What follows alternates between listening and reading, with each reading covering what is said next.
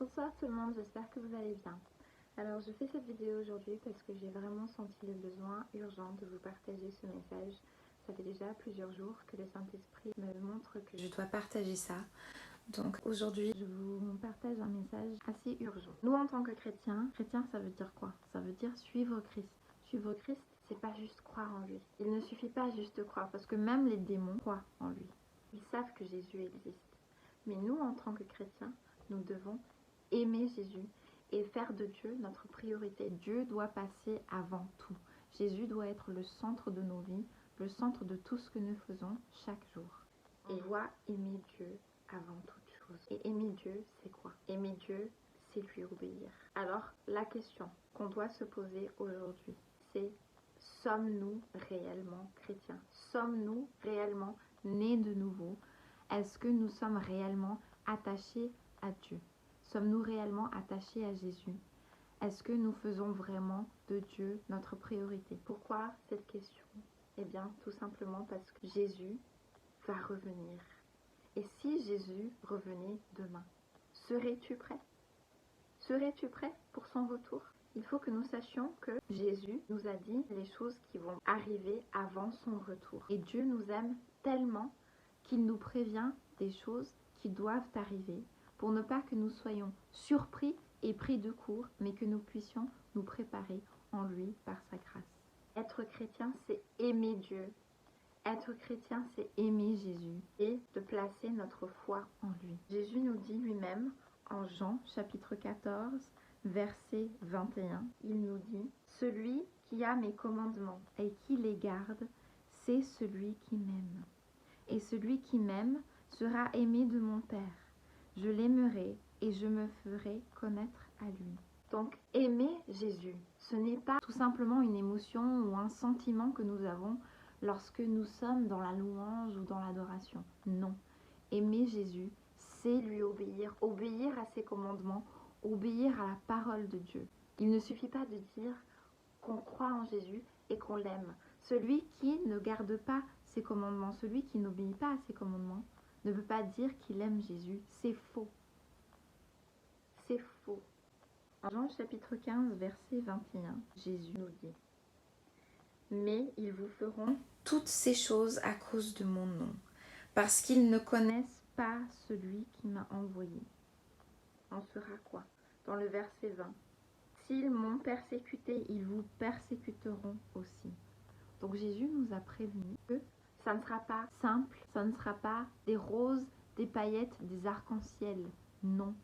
Jésus nous a indiqué les choses qui doivent venir. Jésus nous a dit que nous devons surveiller, veiller aux saisons, même si nous ne connaissons ni le jour ni l'heure de son retour, chose que Jésus lui-même d'ailleurs ne sait pas. Il n'y a que Dieu le Père qui le sait. Nous pouvons être éveillés et veiller aux saisons, regarder ce qui se passe et savoir que l'heure s'approche. Ça veut dire quoi?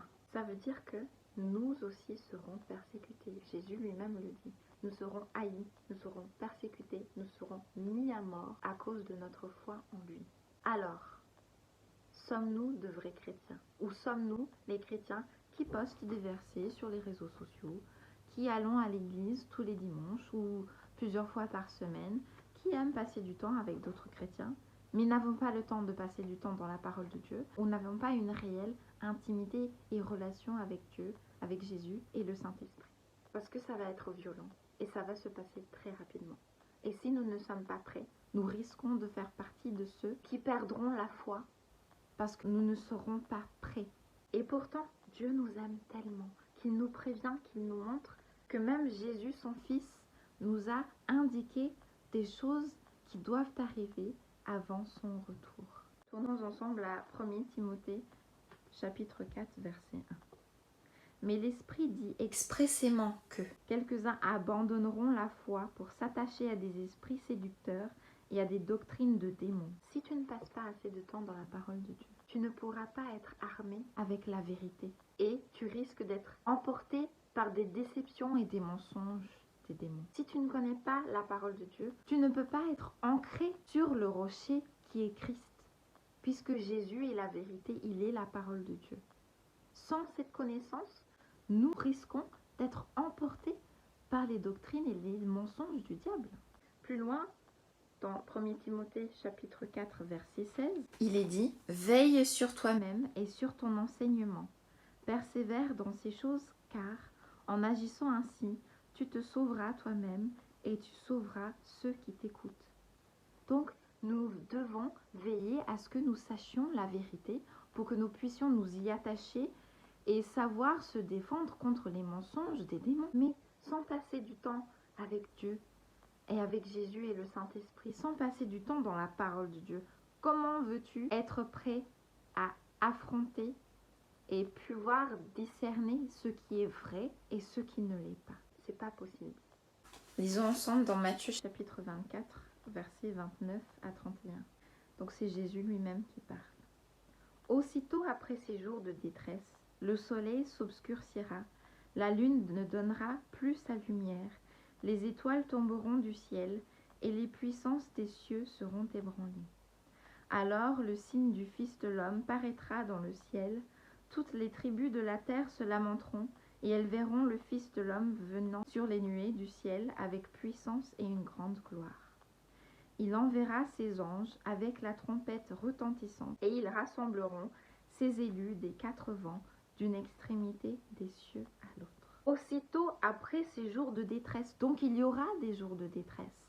Avant quoi? Avant le signe du Fils de l'homme paraîtra dans le ciel. Donc avant le signe du retour du Fils de l'homme, où tout le monde le verra arriver, il y aura les jours de détresse. Et où serons-nous? Qui sont les élus? C'est nous les élus. Et nous savons que nous serons là, puisqu'il dit que ce n'est qu'après son retour qu'il enverra ses anges avec la trompette retentissante, rassembler ses élus des 4 vents d'une extrémité des cieux à l'autre. Donc nous serons là pendant la détresse. Et il dit même plutôt dans le verset 22, « Et si ces jours en étaient abrégés, personne ne serait sauvé, mais à cause des élus, ces jours seront abrégés. » Donc, nous, en tant qu'élus, devons savoir et nous préparer, demander à Dieu de nous préparer aux choses qui doivent arriver. C'est écrit, c'est la parole de Dieu, et il veille toujours à ce que sa parole s'accomplisse. Et par amour, il nous a prévenus des choses qui doivent arriver. Donc nous savons que doivent arriver des jours de détresse avant le retour de Jésus-Christ. Donc voici la question. Sommes-nous prêts pour les jours de détresse qui précéderont le retour de Jésus? Sommes-nous ancrés dans la foi sur le rocher qui est notre Seigneur et Sauveur Jésus-Christ? Sommes-nous prêts? Sommes-nous prêts à souffrir? Sommes-nous prêts à avoir faim? Sommes-nous prêts à être persécutés, haïs, insultés, torturés, tués pour notre foi en Jésus? Voilà la vraie question. Aller à l'église, partager des versets, passer du temps avec d'autres chrétiens, ce n'est pas ça qui va te préparer pour les jours de détresse qui doivent venir avant le retour de Jésus. Ce qui va t'aider à être prêt pour le retour de Christ, pour les choses à venir, c'est avoir une relation intime et personnelle avec Dieu le Père, Jésus-Christ le Fils de Dieu et le Saint-Esprit de Dieu. Et passer du temps dans la parole de Dieu pour se nourrir de la vérité. Parce que il n'y a qu'en connaissant la vérité que tu pourras discerner le faux, les doctrines et les mensonges et les déceptions des démons et du diable. Parce que sans ça, mes frères et sœurs, nous risquons d'être ébranlés dans notre foi. Nous risquons d'être emportés dans la déception. Nous risquons d'abandonner la foi, tout simplement. Nous avons besoin de fixer nos yeux sur Jésus-Christ. Nous avons besoin de connaître la vérité, de nous vêtir chaque jour de l'armure de Dieu et d'élever l'épée de l'esprit, c'est-à-dire la parole de Dieu. Si nous ne sommes pas prêts, si nous n'étudions pas la parole de Dieu, si nous ne la connaissons pas, les choses que Dieu nous a prévenues par amour, qui arriveront, pour ne pas que nous soyons surpris et pris de court, pour ne pas que nous tombions, pour ne pas que nous soyons ébranlés dans notre foi et que nous abandonnions la foi. Et nous pouvons avec assurance ne pas craindre les choses à venir, car même s'ils mettent à mort cette chair, ce corps, nous ne devons pas avoir peur de la mort de cette chair, de ce corps, parce que nous pouvons être ancrés dans la foi en Christ, dans ses promesses. Jésus nous a promis la vie éternelle en lui. Jésus a dit et promis qu'il reviendra nous chercher pour le rejoindre pour l'éternité. Donc n'ayons pas peur de ce qu'ils feront à ce corps, à cette chair. N'ayons pas peur de la mort de ce corps, mais ayons la foi jusqu'au bout en Christ, que peu importe ce qui peut se passer, nous avons la foi qu'il reviendra nous chercher et que nous avons la vie éternelle promise en Jésus, avec lui, avec Dieu, au ciel, pour l'éternité. Il y a un verset qui m'a vraiment touchée, qui se trouve dans Luc chapitre 21, versets 27 et 28. Alors on verra le Fils de l'homme venant sur une nuée avec puissance et une grande gloire. Quand ces choses commenceront à arriver, redressez-vous et levez vos têtes, parce que votre délivrance approche. Donc, n'ayons pas peur des choses à venir. Mais, lorsque nous voyons ces choses commencer à arriver, redressons-nous, levons nos têtes, car nous savons que notre délivrance approche, que Jésus revient nous chercher. Malgré toute la détresse que nous allons voir et traverser, Jésus est avec nous. Il ne nous abandonne pas et il revient dans la gloire et dans la puissance nous chercher pour passer l'éternité avec lui. Et nous pouvons avoir confiance en cette promesse et nous pouvons rester fermes et ancrés en Christ parce qu'il est fidèle. Je vous invite vraiment à prendre un moment pour vous poser bien les bonnes questions. Suis-je vraiment chrétien? Suis-je vraiment né de nouveau? Suis-je réellement en train d'obéir la parole de Dieu? Je dis que j'aime Christ, mais est-ce que je suis en train d'obéir à ses commandements? Et est-ce que je suis en train de marcher dans la parole de Dieu? Est-ce que je prends vraiment le temps de me nourrir de sa parole pour pouvoir l'obéir et pouvoir la vivre? Est-ce que je connais la vérité afin de ne pas être trompée? Est-ce que j'ai réellement une vraie intimité, une vraie relation personnelle avec Dieu le Père, Jésus-Christ le Fils et le Saint-Esprit de Dieu? Voici les questions que nous devons nous poser. Parce que peu importe ce que tu fais en apparence, c'est pas ça qui va t'aider à traverser les jours de détresse. Je vous exhorte vraiment, frères et sœurs, à prendre ce moment de réflexion sur vous-même, de demander au Saint-Esprit de vous aider, de vous éclairer. Car c'est urgent de savoir quelle est ta position aujourd'hui. Parce que lorsque Jésus sera de retour, ce sera trop tard. Dieu, je te remercie. Merci de nous préparer pour les choses à venir, Seigneur. Merci Saint-Esprit de nous aider à grandir dans la parole.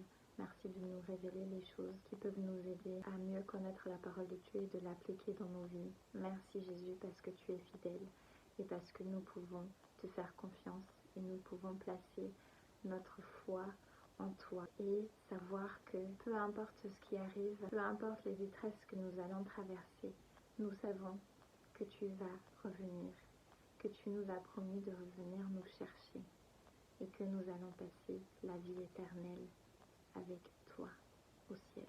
Je prie que tu nous aides à vraiment nous préparer pour ton retour. Je prie au nom de Jésus. Amen. Restez bénis et je vous dis à très bientôt. Bye.